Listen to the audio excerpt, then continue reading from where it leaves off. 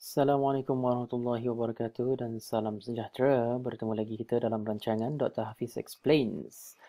Ya, pada kali ini kita akan berbincang berkenaan penggunaan pelbagai media dan teknologi dalam pengajaran dan pembelajaran.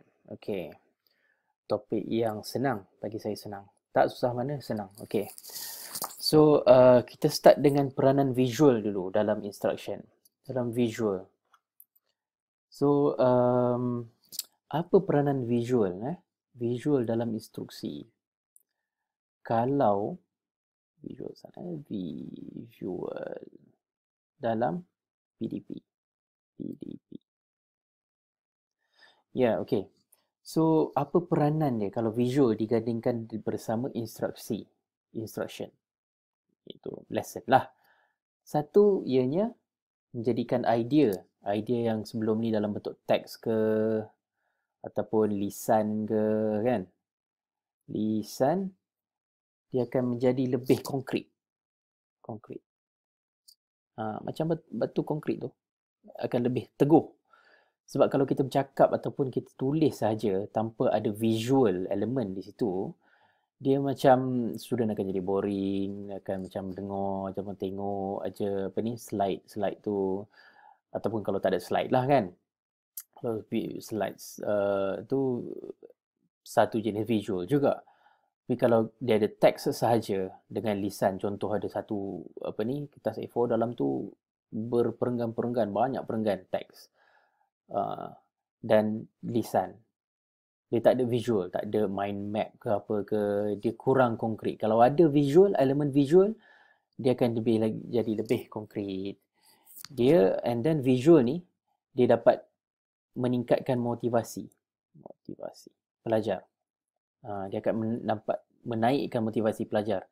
Macam mana dapat menaikkan motivasi pelajar? Motivasi pelajar bila pelajar dapat tengok visual itu, dia dapat connect apa yang dia tahu sebelum ni dengan apa yang dia nak belajar, dia akan dapat buat connection di situ. Akan dapat buat connection apa yang dia dah tahu dengan apa yang dia akan tahu. Connection ni bila dia dapat nampak, macam kita aha moment lah. Kalau macam kita belajar satu benda yang baru, benda yang susah kita fikir-fikir, contoh macam kat sekolah dulu add maths lah, contoh matematik tambahan. Kita belajar, lepas tu bila at the moment kita dapat idea, benda ni sebenarnya macam ini, di aha moment tu, dia dapat naikkan motivasi pelajar. Dengan ada bantuan visual ni, kita akan dapat memotivasikan, dapat buat connection ni. Bila buat connection ni akan motivasi student akan naik. Okay. So, bila ada visual juga, dia dapat memudahkan pemahaman. Pemahaman pelajar. Contoh macam tadilah, bandingkan teks dengan lisan dengan ada visual. Cuba bandingkan. Dia bila yang ada visual ni, pada kebiasaannya dia akan memudahkan pemahaman dengan ada contoh diagram ke, catagan ke, chart ke. Dia lagi memudahkan pemahaman kita lah, bahawa contohnya dalam satu teks besar tu panjang perenggan tu rupanya adalah langkah-langkah kalau kita buat macam contohnya diagram gitu kan. Langkah-langkah 1, 2, 3 dengan 4. Apa dia langkah-langkahnya di sini. Bandingkan ini dengan satu teks yang banyak-banyak perenggan kan. Cuba bandingkan ini.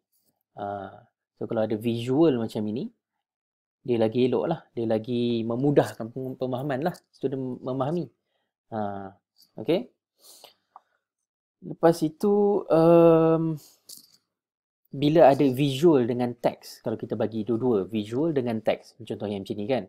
So, student boleh membuat perbandingan antara teks ni dengan visual dan dia dapat memperkukuhkan pemahaman student. Okay. So, untuk kita gunakan visual dalam PDP ni, dia ada beberapa orang kata tu, what's the word? Pretext ataupun syarat lah, ya. Kita ambil warna ini pula. Yeah. Ada beberapa syarat lah. Yang pertama, kebolehbacaan.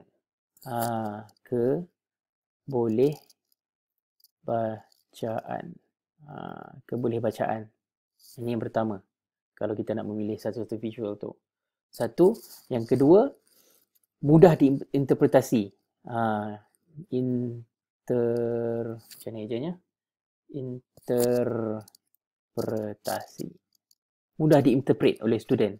Bukannya macam abstrak sangat sampai student tengok jenuh, tenung lama-lama sampai akhir sesi pembelajaran tak dapat benda. Sebab student tak dapat nak interpret apa visual tu sebenarnya, apa maksud dia. Dan yang ketiga, dapat menarik perhatian. Perhatian. Ini penting. Perhatian. Kalau visual tu buruk ke apa ke, student tengok pun menyampah pun tak jadi juga. Tak berfungsi juga visual tersebut.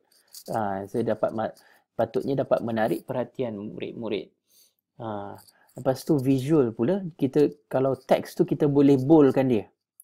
Boldkan dia ataupun italickan dia. Ini adalah untuk kita bagi, kalau macam kita bagi cue, C-U-E, cue, visual cue, yang bahawa satu-satu benda tu penting dan perlu diberi perhatian ataupun fokus. So,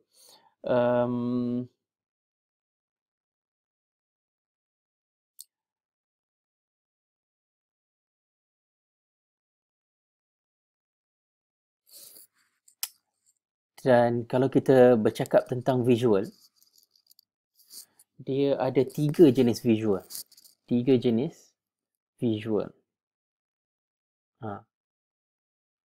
Ya, 3 jenis. Apa benda yang tiga-tiga ni? Yang pertama apa dia? Yang pertama realistik. Jenis realistik. Visual jenis realistik. Yang kedua visual jenis analogik. Dan yang ketiga visual jenis organisasional. Ada 3 jenis. 3 jenis visual.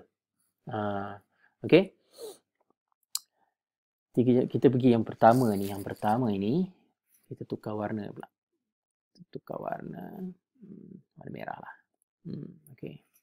Yang pertama, realistik. Realistik. Okay. Yang pertama, realistik. Apa benda yang realistik ni? Realistik ni dia hampir sama dengan benda yang betul-betul, yang real tu. Hampir sama. Hampir sama dengan benda yang real. Contohnya kalau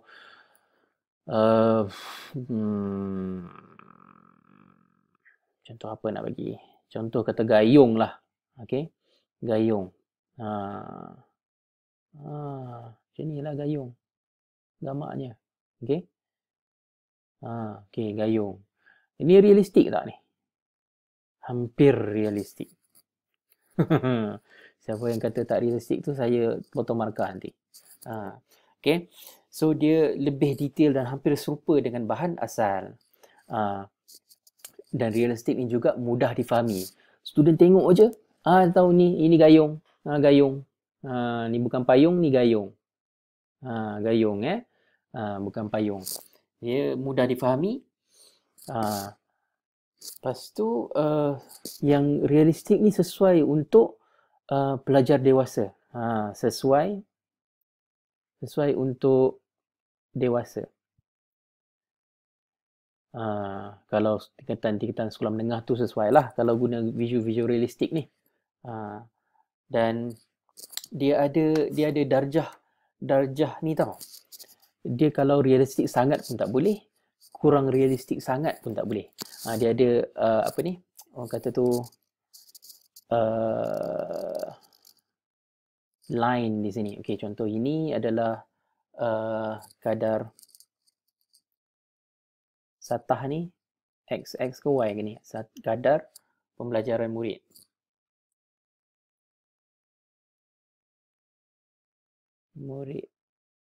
Okey. Yang ni ke atas. Yang ini adalah ni darjah realistik.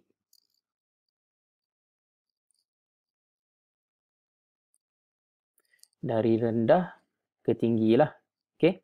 So ni kadar pembelajaran murid. Daripada rendah kadar pembelajaran murid dia ke tinggi. Ke tinggi lah.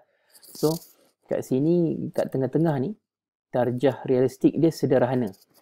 Ni rendah, sederhana, tinggi. So dia punya graf di sini dia bentuk macam ni tau. Gitu. Lebih kurang. Sengit sikit. Lagi sikit. Again. Gitu. Okay. So, dia kalau darjah realistik dia rendah, kadar pembelajaran murid dia, kadar pembelajaran rendah. Tapi kalau darjah realistik tu tinggi, kadar pembelajaran murid tu pun rendah juga. So, dia kena sederhana. Darjah realistik dia kena sederhana. Supaya kita dapat mencapai kadar pembelajaran murid tinggi di sini. Okay. So, dia tak boleh terlampau realistik, tak boleh terlampau rendah darjah realistik dia. Kena tengah-tengah. Okay. So, yang itu realistik. Yang kedua adalah kita tengok analogi. Analogi. Apa benda analogi ni? Analogi pula. Analogi ni dia menyampaikan visual yang menyampaikan konsep secara analogi. Contoh kat sini, katakanlah dia nak mengajar atom lah, struktur atom. Atom ni benda yang kecil, paling kecil, zarah-zarah atom ni kan, paling kecil. Tapi macam mana kita nak bagi student faham? Student dia dah belajar, contohlah dia dah belajar sistem solar tu kan, ni matahari, lepas tu dia ada planet-planet mengelilingi matahari ni kan. Cantik matahari saya. Okey, ni planet bumi lah apalah kan. Ini Pluto lah kan. So dia guna pengetahuan ini untuk mengajar struktur zarah, struktur atom. So dia gunakan rajah sistem solar ni untuk ajar student mengenai struktur atom. Struktur atom dia ada neutron ni kan. Lepas tu dia ada kat dalam ni ada proton juga. Lepas tu yang dikelilingi oleh siapa tahu? Dikelilingi oleh apa ni? Dikelilingi oleh apa nama ni? Ini negatif. Positif proton, negatif elektron. Yang positif ni proton. Bukan proton saga, proton. Yang neutral ni neutron. Nampak tak? Persamaan dari segi gambar di sini, visual di sini dengan ini. So dia secara analogi dia mengajar struktur zarah atom ni secara analogi menggunakan struktur sistem solar supaya student dapat faham struktur atom ni. Itu konsep visual analogi. Okey. Yang ketiga, yang paling mudah. Yang ketiga adalah visual organisasional. Organisasional. Yes. Smiley sikit.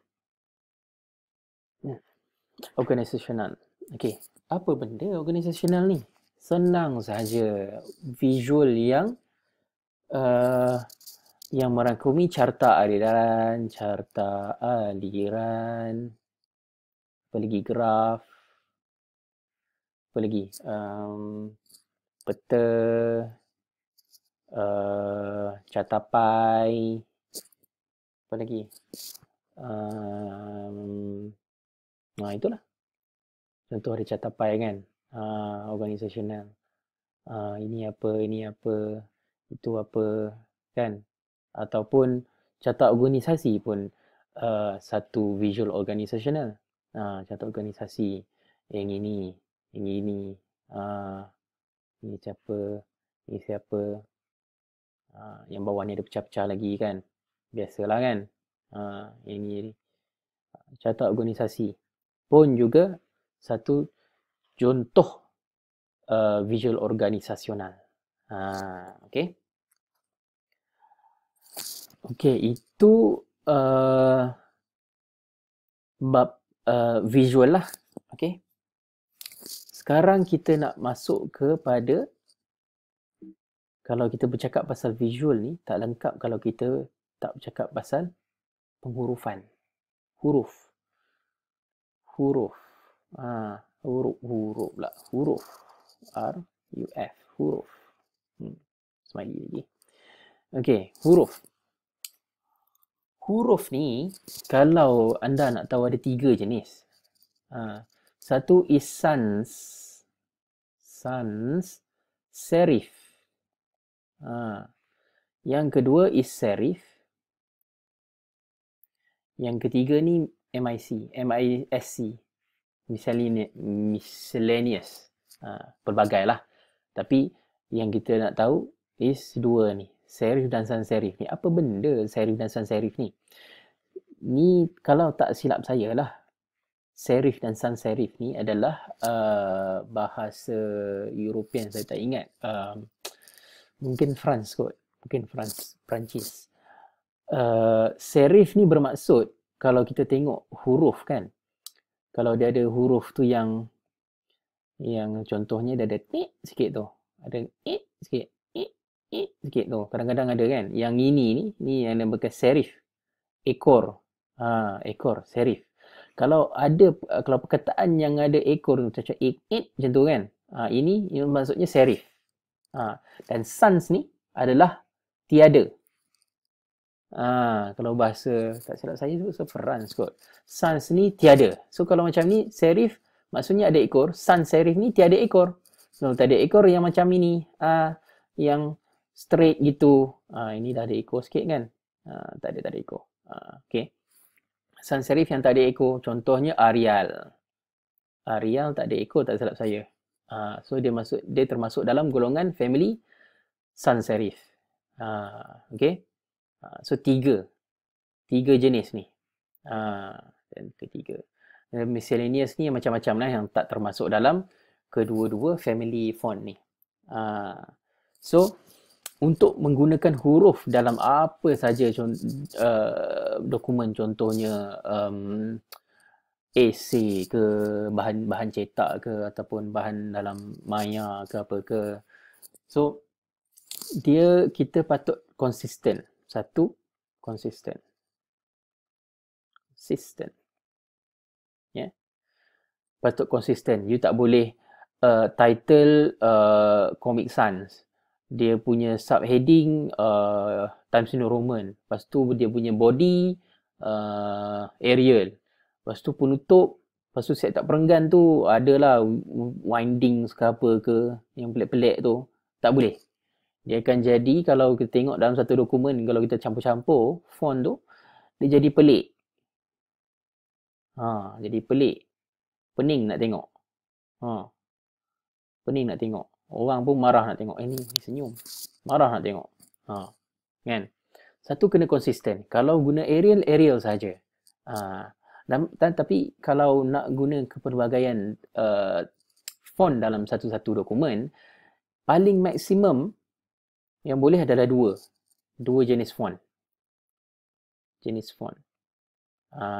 Dan ini saya bagi tips lah sebagai seorang designer.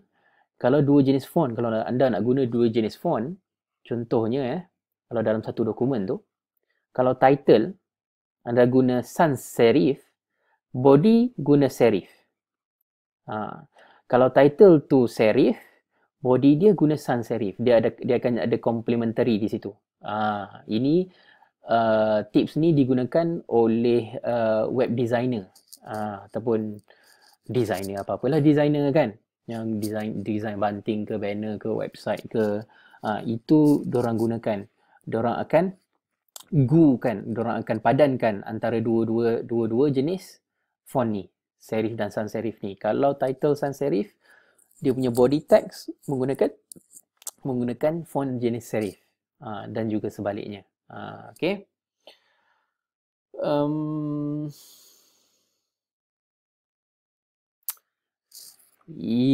Yang seterusnya, dia line height.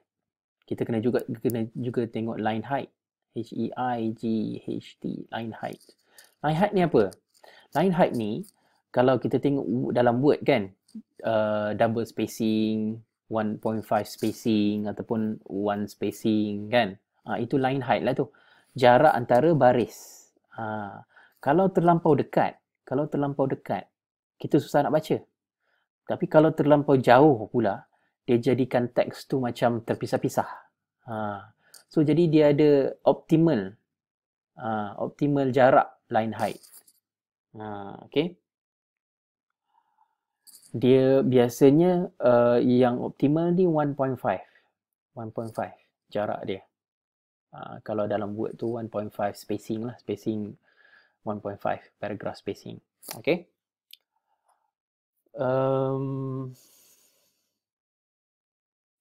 Pemilihan warna pula. Pemilihan warna kita tukarlah. Kalau kita nak cakap pasal warna, kita tukar warna kan. Barulah cantik. Alright, okay. Pemilihan warna. Boleh nampak ke ni? Macam tak boleh nampak je. Kita tukar jadi gelap sikit. Nak cakap pasal pemilihan warna ni, saya pun kena betul lah pemilihan warna saya. Warna. Okay. Pemilihan warna. Kita garis ni. Okay. Warna, bila kita pilih warna, satu kena ada kontras.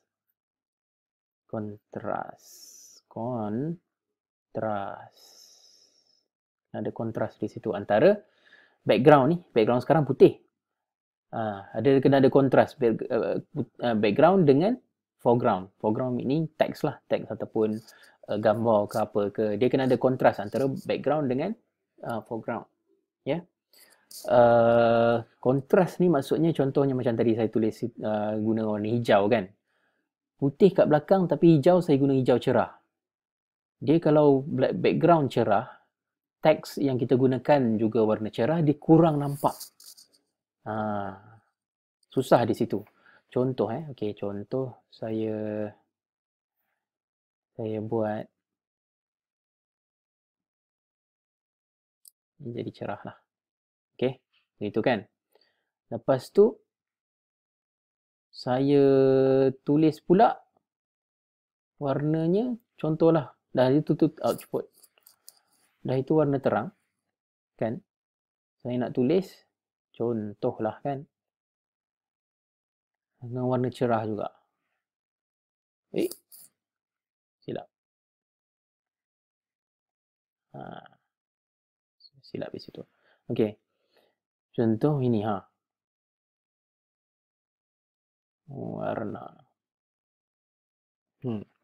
Kita boleh nampak, yes, memang boleh nampak, tapi dia tak provide kontras yang sesuai untuk jadi untuk ensure kita baca betul ataupun senang baca. Kalau kita ambil warna gelap, kita sekilas pandang kita boleh baca. Ini yang dinamakan kontras antara background dengan foreground. Okay. So, kontras. Lepas tu pemilihan warna pula, dia kena warna lembut dan sesuai dengan mata, selesa mata memandang. Selesa mata memandang. Lepas tu pula warna ni, peranan warna ni penting sebenarnya. Contoh saya ambil warna merah kan. Warna merah. Peringatan. Bila peringatan ni kita nak mengingatkan orang ni, kita ambil warna merah ni macam warna alert, warna macam something yang we should draw attention tu kan. Kalau kita tulis peringatan ni dengan warna pink lah katakan. Pink ke ni? Pink kah? Pink kan? Peringatan.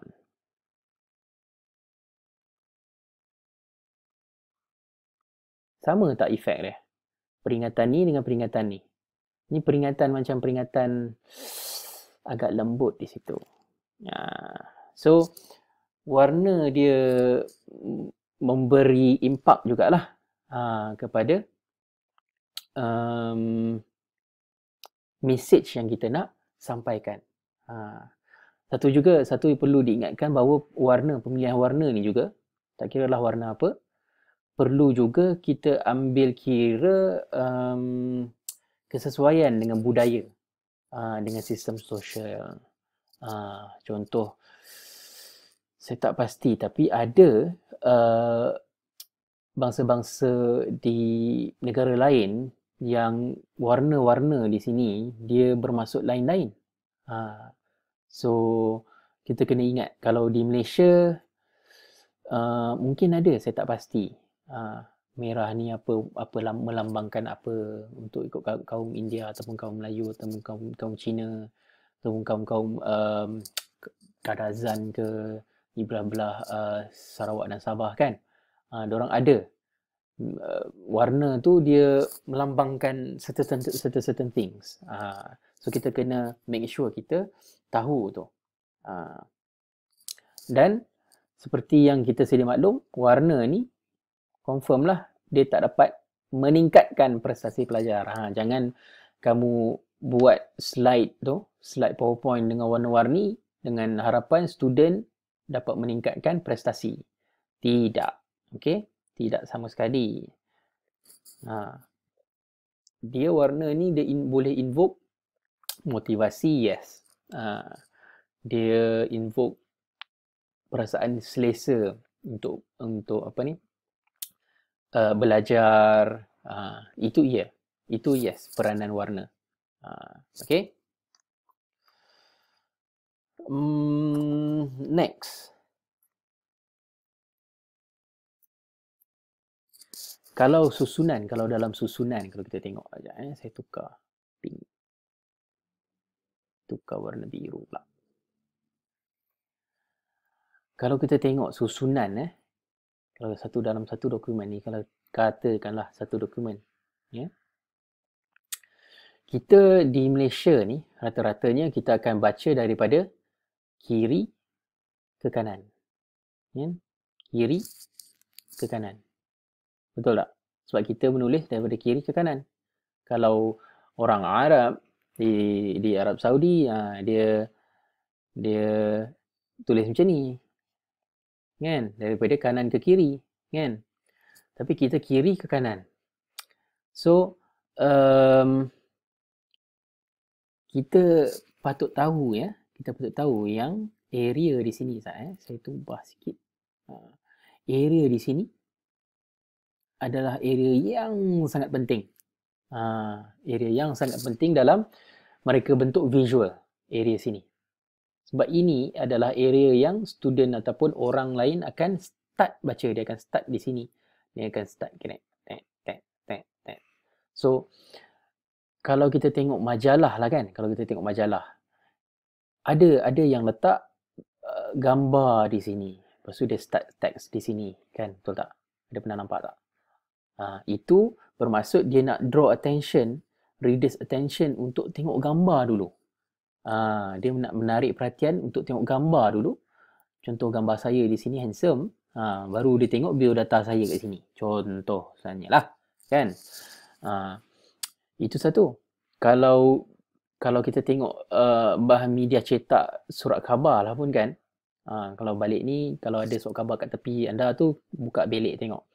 Surat khabar, kalau dia buka kan, ni bukan muka depan, kalau muka kedua dan muka ketiga, kalau iklan yang berada di laman ini, laman sebelah kiri ni, dia punya harga sangat tinggi berbanding dengan iklan yang berada di sebelah sini. Sebab bila kita buka, kita akan baca sebelah sini dulu, baru kita baca sebelah sini. So iklan tu kalau sebelah sini yang besar ni, yang sangat-sangat besar ni, memang kaya lah syarikat tu. Okay.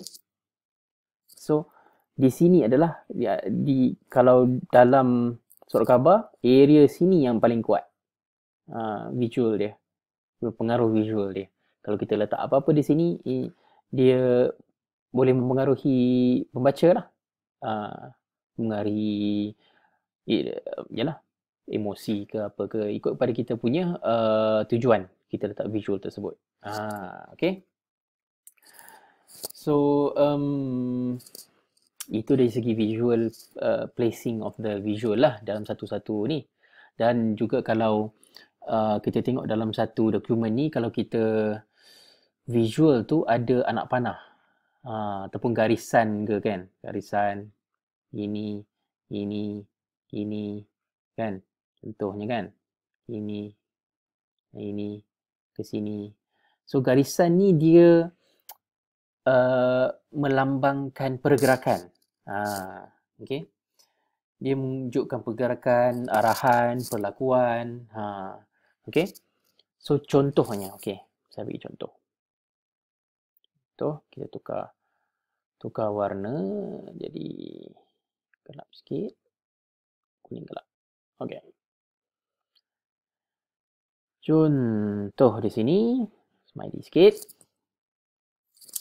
Garisan, kalau garisan tegak ni, dia melambangkan keteguhan.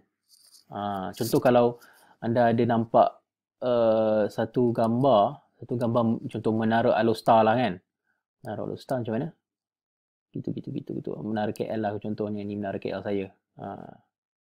Okay. Biasa gambar tu kalau kita ambil daripada bawah ke KLCC ke apa kan, dia akan ada gambar lurus, ada garisan lurus. Tu kalau kita tengok, kita nampak keteguhan. Kalau garisan lurus menegak, ketegurus lah pula. Keteguhan. Ketegurus tu tak ada benda. Okay. So melambangkan keteguhan, kekuatan. Garisan lurus. Kalau garisan melintang pula, macam mana? Kalau garisan lintang ni, dia melambangkan apa dia? Kestabilan. Stabil. Kestabilan. Okay. Contoh kestabilan apa dia? Kestabilan dengan keharmonian, ketenangan. Contohnya laut. Laut. Wah, ni laut saya. Ni ada pokok. Kan, laut. Ada line situ. So, ada ketenangan. Ataupun biasa, kalau anda biasa tengok gambar taman bunga yang ada bunga macam-macam warna tu kan. Ini warna merah, kuning, biru, merah jambu. Dia kalau line tu ketenangan lah. Line macam ni, dia invoke ketenangan. Kalau yang ini pula, kalau garisan yang jenis ada perspektif ni pula, contohnya macam ni. Kan? Contohnya ni contoh apa? Landasan kereta api contoh. Kalau dia berperspektif ni, dia melambangkan gerakan. Dinamik. Okay. So itu adalah peranan-peranan garisan lah dalam visual. Ni anda kena tahu. Okay. Anda kena tahu peranan-peranan. So bila anda tahu ni peranan garisan-garisan ni, so anda boleh infuse dalam anda punya pengajaran dan pembelajaran supaya lebih terkesan dalam hati sanubari para pelajar. Okay.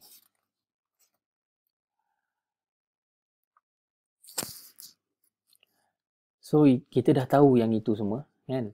Kita dah tahu setakat ni apa. Macam-macam kita dah belajar kan tadi kan? Okay, now kita buat line sini. Saya besarkan sikit supaya nampak. Nampak tak? Nampak? Tak nampak? Tak nampak. Besar lagi. Okay. So now kita nak tengok kriteria. Kriteria pemilihan.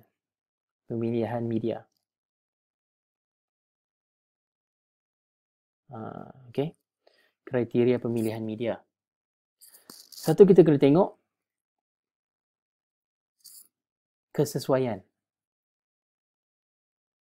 Suaian. Kesesuaian media tu. Sesuaian dengan apa? Tahap umur student, tahap umur, kesesuaian dengan topik yang anda nak mengajar. Okay. So media tu kena bersesuaian dengan pelajar, dengan topik, dengan kurikulum. Kita juga kena tengok credibility.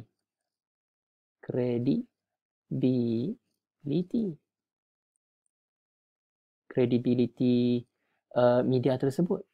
Contoh katakanlah anda nak cari video kan, video pasal kemerdekaan lah katakan, video. Kita kena tengok dulu video tu daripada awal sampailah habis supaya kita tahu apa konten dalam video tu. Jangan kita pergi ke YouTube, kita Google Merdeka, video Merdeka. Lepas tu kita ambil the first video yang keluar dalam search result tu, and then tanpa kita tengok kandungan dia, apa yang ada dalam video tu. Sangat bahaya.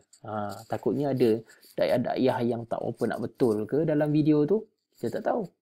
Lepas tu kita tunjuk dekat dalam sekolah, kot kat hari tu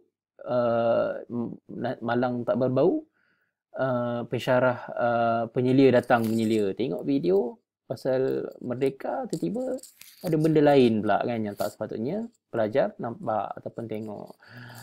Masalah besar di situ. Okay. So credibility penting. Okay. Lepas tu technical, dari segi technical pun kita kena ambil kira. Media visual tu dari segi technical tu kita tinggal K di situ. Technical. Kena tengok juga kesesuaian technical. Dan kalau tengok bahan visual tu dia dalam bentuk maujud, dalam bentuk fizikal, kita tengok pula ciri fizikal tu. Sesuai tak sesuai untuk dibawa ataupun dijadikan sebagai media bahan bantu mengajar.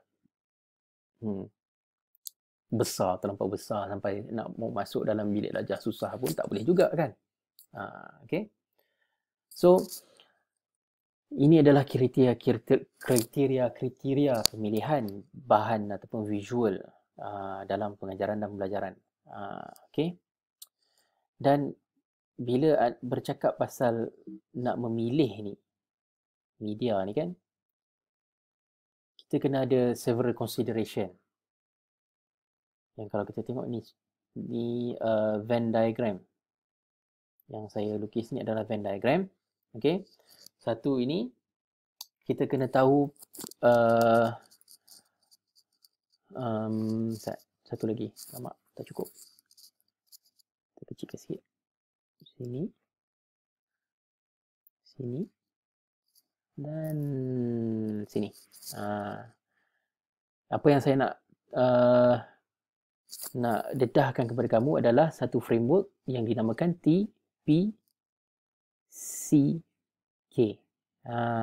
TPCK. T ni adalah technological, P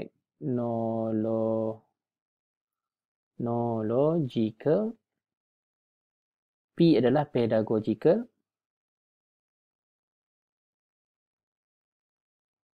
C adalah content, K adalah knowledge.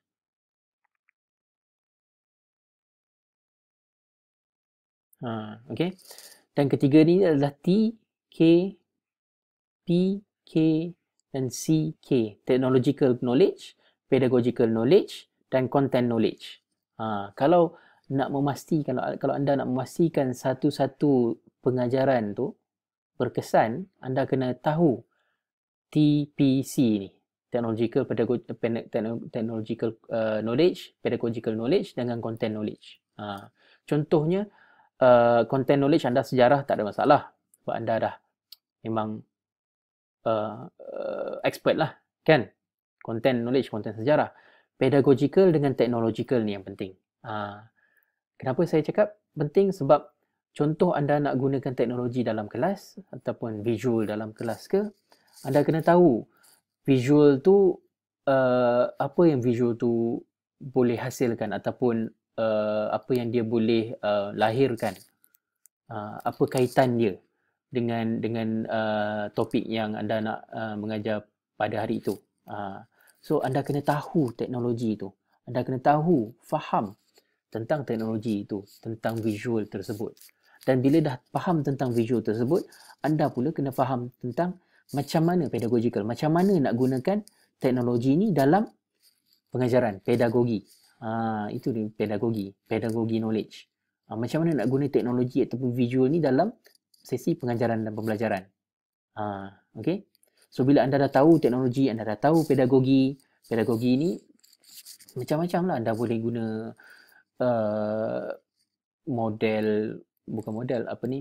kaedah mastery ke ataupun constructivism ke, pembelajaran berasaskan masalah ke, itu semua pedagogical punya design. So bila anda dah tetapkan ini dan tetapkan ini, anda akan berada di tengah-tengah ini. Anda akan area tengah-tengah ni adalah yang paling optimum, di mana anda tahu ketiga-tiga knowledge ini, dan insya-Allah anda akan dapat menjalankan satu sesi pengajaran dan pembelajaran yang well informed, yang anda yakin tentang konten dia, tentang teknologi dia, dan tentang pedagogi dia. Anda akan berada di tengah-tengah ini. Itu yang saya maksudkan TPCK. Ini adalah satu konsep yang penting jika anda mahu mengintegrasikan teknologi dalam pengajaran dan pembelajaran. Bukannya anda gunakan teknologi for the sake of technology, macam saya kata hari itu kan. Bukannya hanya guna bila anda guna projektor tu, itu e-learning, itu blended learning ke apa ke kan. Bukan e-learning. E-learning tu bukan bermaksud anda gunakan elektronik, itu dah e-learning, bukan. Okay. Macam saya dah abang itulah kan. Okay. So itu penting, TPCK. So apa yang kita dah belajar hari ni banyak. Kita dah belajar pasal visual, kita dah belajar pasal realistik, analogik, organisasional, jenis-jenis visual, dan kita ada belajar sikit tentang huruf, sans serif semua. Kita ada belajar tentang warna, kita ada belajar tentang reka bentuk visual tersebut kan, di mana yang pentingnya, di mana kita start kan, dan juga garisan kita dah belajar. Dan kita juga belajar kriteria untuk memilih visual. Visual macam mana kita nak memilih visual tersebut, kesesuaian dia, credibility dia, technicality dia, dan juga physicality dia. Dan juga kita belajar satu konsep baru yang dinamakan sebagai TPCK. Ini very famous. Kalau anda boleh buat more reading on TPCK ni sangat bagus. Saya sangat-sangat sarankan anda untuk memahami TPCK ni. Sebab TPCK ni, kalau anda dapat kuasai TPCK ni, insya-Allah PDP anda akan teratur, akan terancang. Okey. So itu saja daripada saya untuk kali ini. Assalamualaikum dan salam sejahtera.